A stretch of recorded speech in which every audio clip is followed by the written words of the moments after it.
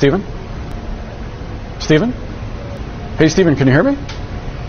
So that was Stephen Miller making what could be one of the biggest mistakes of his career by telling us the quiet part out loud. Actually, he's technically quiet here, but he just finished saying something a second earlier that reveals what the true plans of the administration are. Because this was the exchange. You've called the district judge's ruling blocking the deployment of National Guard in Oregon legal insurrection. Does the administration still plan to abide by that ruling? Under Title 10 of the U.S. Code, the president has plenary authority. Stephen?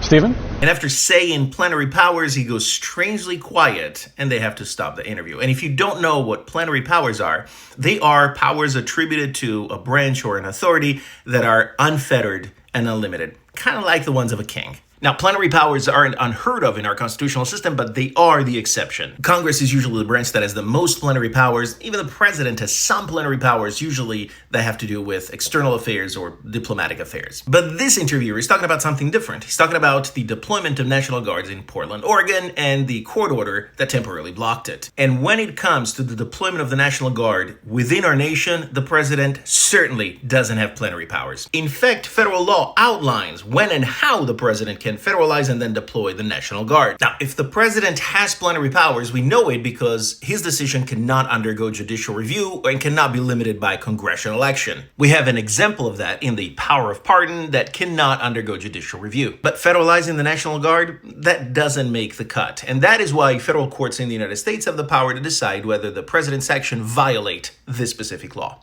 And both Miller and Trump know this. You know how we know this? Because they took that judge's ruling and carried it all the way to the appellate court. And if the Court of Appeals tells them that they do have the authority to deploy the National Guard in Portland, guess what? They will tout it as a victory. And guess what? If my neighbor tells me that I'm allowed to watch TV past 10 p.m., I'm not going to tout that as a victory. You know why?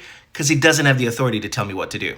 And that is why, in my opinion, Miller went inexplicably silent, because the idea that the president can do whatever he wants whenever he wants it, ignoring court orders and calling it plenary powers, is just an internal plan for right now. We're not supposed to know it yet.